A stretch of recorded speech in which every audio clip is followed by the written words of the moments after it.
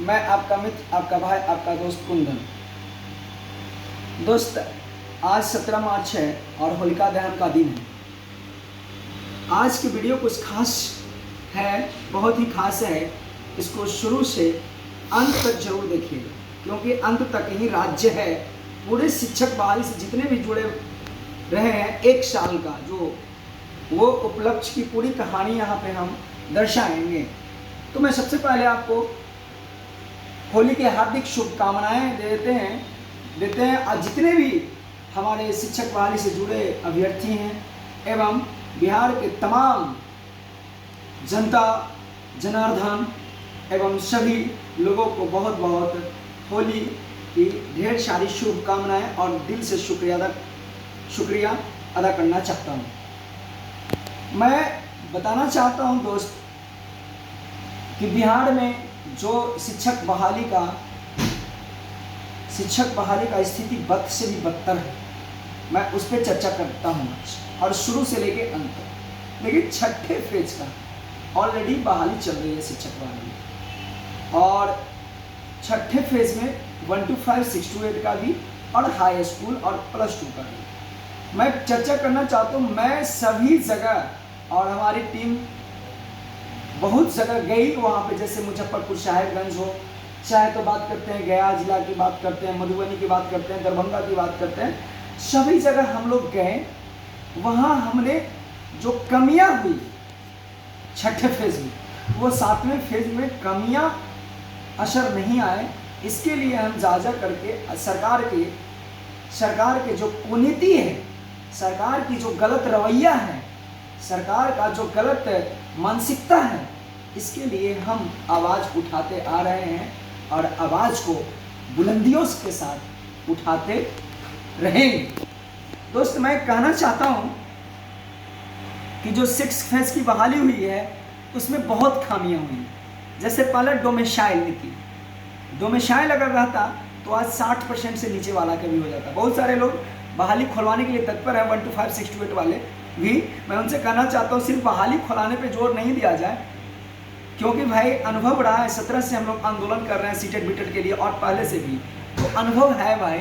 तो मैं बताना चाहता हूँ, अपना अनुभव दर्ज करना चाहता हूँ। और एक जगह जगह मैंने जो घूम के देखा, डोमेसाइल नीति जो होता है, संगत कोटि के महिलाओं की अगर सीट खाली रहती है, वहाँ पे संगत कोटि के पुरुषों को जगह दिया जाए, नहीं तो सीट धड़ा का धड़ा सरकार का नाम होगा। कैसे 94,000 का नाम था, लेकिन यहाँ पे 42,000 भी, 50,000 भी सीट नहीं बढ़ा। 42,000 मात्र सीट, भाड़ा 50,000 कह सकते हैं, 40,000 वैकेंट भाई। तो ये सब जो 6 फेज में जो कमियां हैं, उसको हम 7वें फेज में नहीं होने दें। तो यहाँ पे एक हो गया डोमेसाइल नीति, दूसरा संगत कोटि के महिलाओं की सीट खाली रहता है, वहाँ पे पुरुषों को नहीं लिया जाता है। तीसरा हो जाता है कि जांच नहीं करती है सर्टिफिकेट जांच कर आगे की प्रक्रिया करें। और बहुत सारी जैसे बातें होती है, सब्जेक्ट कॉम्बिनेशन, हाई स्कूल में भी वही है। मैं कहना चाहता हूँ बहुत सारे भाइयों से अपील आ रहा है कि सर 7वें फेज का जो है, 7वें फेज की जो बहाली है, उसमें आप पहले सर्टिफिकेट जांच करवाइए। जैसे सब्जेक्ट कॉम्बिनेशन और डोमेसाइल नीति, जैसे मेरिट जो बना दिया गया है कुछ यूपी वाले का, बंगाल वाले का और अदर स्टेट वाले का। तो ये सब जो है छठे फेज में जो गलती हो चुकी है, जो हम 7वें फेज में नहीं होने देंगे। एकदम साफ़ सुथरी बहाली होनी चाहिए, सरकार की। देखिए, हम मुजफ्फरपुर साहेबगंज में गए, डीओ खुद आता है और 10 लाख रुपया लेता है स्टूडेंट से, और उसकी बहाली यूपी वाले के कर दिया जाता है। क्या बिहार वाले के साथ नाइंसाफ़ी? क्या बिहार के अभ्यर्थियों के साथ नाइंसाफ़ी है? बात को समझिए। सरकार और तानाशाह कहती है कि जो करना है कर लो। ये आप वीडियो आप देखे होंगे, वीडियो का प्रमाण है साहेबगंज मुजफ्फरपुर का, ये प्रमाण वीडियो डायरेक्ट कहती है कि नहीं, जो करना है कर लो। हमने डीएम को फ़ोन किया डायरेक्ट, डीएम साहब यहाँ जो गलत दुर्व्यवहार हो रहा है, इसको आपको रोकना होगा। तो डीएम साहब तत्कालीन एसडीएम साहब को भेजें। एसडीएम साहब से मेरी वार्तालाप हुई, फोटो में देखे होंगे वार्तालाप करते हुए, मुजफ्फरपुर का जो फोटो है। मैं कहना चाहता हूँ दोस्त कि ये तानाशाह रवैया, सरकार की तानाशाही रवैया, सरकार की कुनीति और सरकार की गलत रवैया, सरकार की गलत मानसिकता के वजह से बिहार के भविष्य अभ्यर्थियों का अंधकारमय में है। चाहे तो शिक्षक बहाली हो, चाहे तो बिहार एसएससी की बहाली हो, 14 से लेकर के अभी तक 22 हो गए, क्लियर नहीं किया गया। क्या मानसिकता, 14 7 22 8 बरस, एक दशक पार कर देते हैं, क्या होगा? एक भी अभ्यर्थी नहीं बचेगा, कहीं ना कहीं बेचारा अपना किनारा कर लिया। ये सरकार दरकिनार पकड़ लिया होगा। इसलिए सरकार तेरी गलत कुनीति रवैया नहीं चलेगी। तेरी सरकार, मैं कहना चाहता हूं सरकार से निवेदन करना चाहता हूं कि जनता का आप ताकत नहीं पहचानते हैं, लोकतंत्र की ताकत नहीं पहचानते हैं, सिर्फ वोट के समय पहचानते हैं। तो मैं एक शायर और डायलॉग कहना चाहता हूं सरकार खिलाफ, ये आप इस सुनिएगा, अगर आवाज जाती है तो जनता की ताकत को आप नहीं पहचानते हैं। जनता का रौब वही बा, जनता का खौफ वही बा, रियासत गइल बा जनता का रुतवाना। सरकार सुन लीजिए, मैं अंगुली यहां से करता हूं। सरकार की रियासत जनता के आप छीन रहे हैं, लेकिन रियासत छीन रहे हैं जनता का, लेकिन रुतबा नहीं छीन सकते हैं। जनता एक ताकत है, लोकतंत्र में जनता की एक बहुत बड़ी ताकत है। यहाँ आप तानाशाह नहीं चला सकते हैं। जिस दिन अभ्यर्थी जाग गया, जिस दिन जनता जाग गई, आपको भागने की जगह नहीं मिलेगी। जनता अपनी ताकत को पहचानिए। और मैं पूरे बिहार के तमाम एसटीईटी अभ्यर्थियों, तमाम टीईटी अभ्यर्थियों, तमाम बहाली से जुड़े जितने भी अभ्यर्थी, मैं तमाम बहालियों को कहना चाहता हूँ कि सरकार के कुनीतियों को, सरकार के जो गलत नीतियों को आज होलिका दहन कीजिए। आज सरकार के जितना भी मानसिकता, गलत रवैया है, सबको जला देना है, भस्म कर देना है। तो आज सबको भस्म कर दीजिए और सरकार को कहिए कि अब नया नीति खोलो, अब सही ढंग से बहाली और नए तरीके से अब सब कुछ करो, अन्यथा बुरा अंजाम होगा। आज होलिका दहन है और कल जो होली है और परसों होली का त्यौहार है, आप लोग मनाइएगा। दोस्त, मैं कहना चाहता हूं कि 7वां चरण की बहाली ये सरकार खोलना नहीं चाहती है। इस वक्त सिर्फ दिखा दी विधानमंडल में दिखा दी कि हम लाखों बहाली करने वाले हैं, लेकिन खोलेगी नहीं। इसका मानसिकता गलत है। इसका मानसिकता क्या है कि चुनाव आएगा, 1-2 साल टालेंगे, जितना चुनाव, ये सब का गंदा मानसिकता सरकार का, कि चुनाव के समय हम ज़्यादा से ज़्यादा नीतीश कुमार का ही, ऊपर से कोई मंत्री संतरी से नहीं चलेगा काम।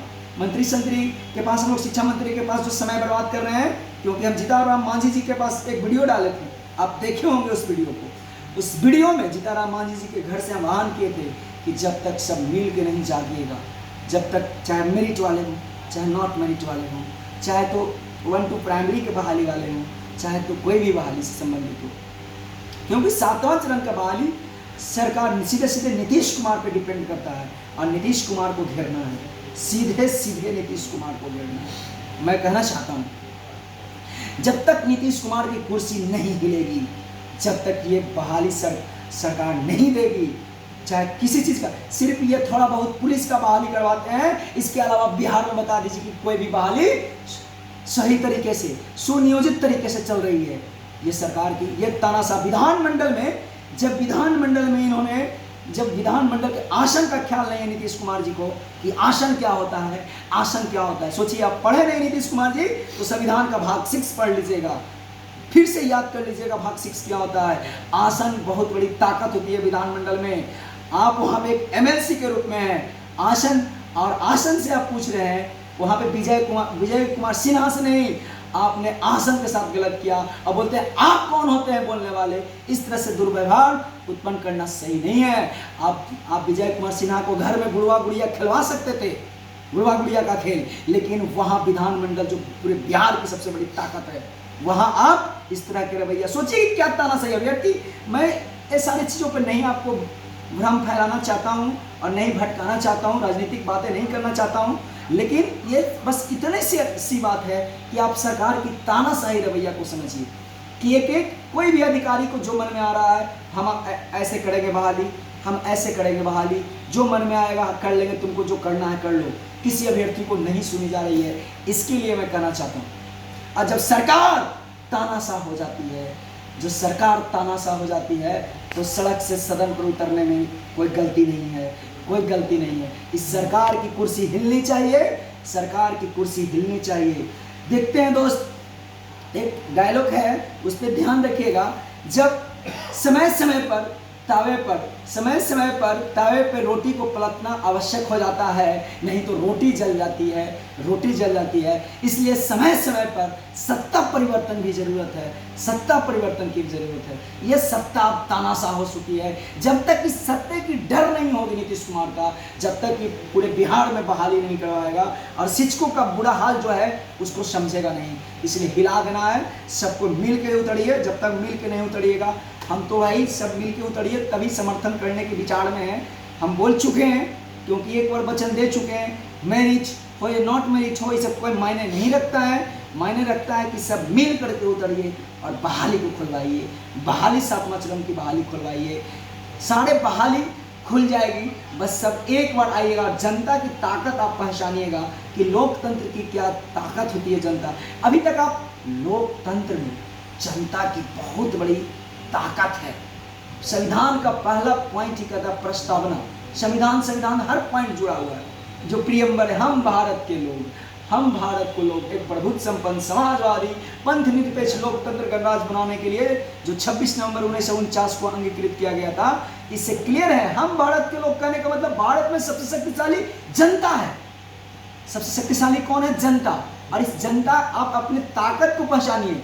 लोकतंत्र में अभ्यर्थी अपने ताकत को पहचानिए। जिस दिन रोड पर आ गए ना, तो सरकार भागना चाहेगी, भागेगी नहीं। सरकार भागना चाहेगी, भागेगी नहीं। सरकार जो कहेगी, अधिकारी जो कहेगी, वो अभ्यर्थी नहीं सुनेंगे। जो अभ्यर्थी कहेगा, जो तमाम बिहार के अभ्यर्थी कहेंगे, वो अभ्यर्थियों की बात सरकार को सुननी पड़ेगी। इसको भागने का जगह नहीं मिलेगा। लेकिन साथ आइएगा, तब अगर साथ नहीं आइएगा तो हम तो हाथ जोड़ लिए हैं कि अगर सभी अभ्यर्थी एक साथ मिलकर नहीं आइएगा, कम से कम अब एकदम 50% अभ्यर्थी साथ होना होगा आपको, और रोड पर उतरना होगा। टेलीग्राम, फेसबुक, ये सब पे लंबी लंबी बातें नहीं करनी होगी। करते रहिएगा तो जिंदगी भर करते रहिएगा, समय बीत जाएगा, बूढ़ा हो जाइएगा। चलिए, ज़्यादा मैं कुछ नहीं बोलना चाहता हूँ, लेकिन आज यही था कि सरकार के इस टॉपिक का सेंस एक ही था कि सरकार के जो गलत रवैये हैं उसको हम लोग होलिका दहन करें, और अच्छी नीतियों के साथ हम लोग नए रंग गुलाल के साथ, हम लोग नया हर्ष उल्लास के साथ हम लोग होली को मनाएं और सीख लें कि इस साल कुछ नया होना चाहिए, इस साल कुछ अच्छा होना चाहिए। इसलिए तमाम साथियों को से निवेदन है कि इस वीडियो को शेयर कीजिए, सब जगह शेयर कीजिएगा और जुड़े रहिएगा इस लिंक से, ताकि आगे की वीडियो अपडेट देते रहेंगे। शेयर कीजिए ताकि अभ्यर्थी और बिहार की जनता जागे कि जनता का रौब क्या है, जनता का खौफ क्या है। चलिए, मैं ज़्यादा कुछ नहीं बोलना चाहता हूँ। चंद शब्दों के साथ मैं अपनी आवाज़ को बंद करता विराम देता हूँ, और कल के लिए happy Holi, happy Holi, happy Holi.